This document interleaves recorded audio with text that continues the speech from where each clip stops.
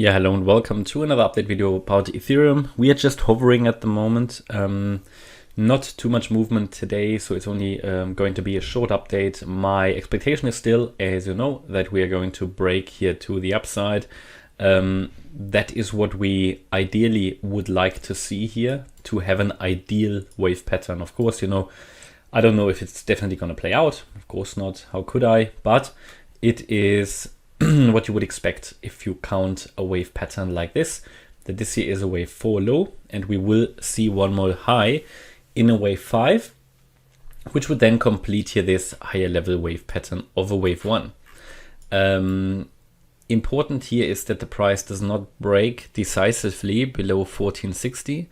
This would be the 50% Fibonacci retracement level, and a drop below that would be unlikely for a wave 4, so it would most likely then have to be the wave 2, which means that, well, quite simply put, that means that if we go below this level, we are going to morph into the other pattern, yeah, which would indicate that this wave 1 was actually already in here, and that we are already now in the wave 2.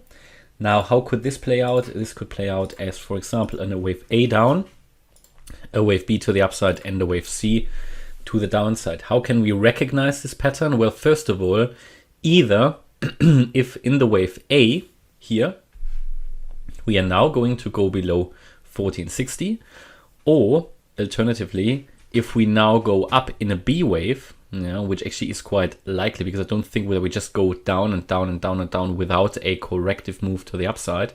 So if we go up, and we can't really push above the previous high, and it is going to look like a bit like a corrective move, so a little bit like overlaps, choppy, a bit like this one here. This was also not an impulsive move, this was a corrective move in this period between end of August and middle of September. So if this is going to play out, then it is most likely a wave B, and we can expect a move down in a wave C. So there should be some kind of a reaction to the upside anyway, I'm thinking, either in a wave B or, and that is the primary expectation, in this sort of fifth wave to the upside that I still expect to then finish off the wave 1. It's possible to have the wave 1 here or one more high.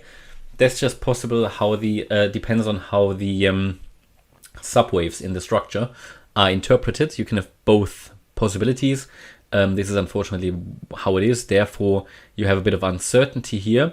On the flip side, it means if we come down now, it would not necessarily be a bearish pattern. It would just mean that we are sort of in the wave pattern already a little bit further advanced than we would initially think here. I'm still looking at one more high, just because it is based on the subwaves, the count that I prefer. It is a little bit cleaner. You count the subwaves better and you recognize all the waves. You get to a proper wave pattern as well if you consider the wave 1 was already in, but it's just not ideal. And we're always looking for the ideal wave patterns. You know, I've got sort of a desire to have an ideal wave pattern, and therefore this is also for me the more likely one. However, in the very short term, how could this play out? So in the very short term, as you can see, we came down in what I believe was a WXY pattern here in a wave 4. This could have bottomed here. At the moment, there is no evidence in the price yet, but it could have, because there was a confluence of support levels here. We talked about that in the previous video extensively, where the 1-to-1 ratio between waves W and Y, this was the 38.2% Fib level here at 1510, which is an ideal target for the wave 4, and the support level of the channel. So a bounce was expected, a bounce came, but we haven't really followed through yet. I told you in the first video today about Ethereum that in a retracement we should hold 1515, and we did come down to 1523, so that's fine. So the downside expectations for this smaller wave 2, you know, this is just a potential, right? This is not confirmed, but I'm showing you a possible 1-2 setup. In the previous video, actually, we were down here, and I told you that we have now, from the 61.8% retracement, a good chance to move up.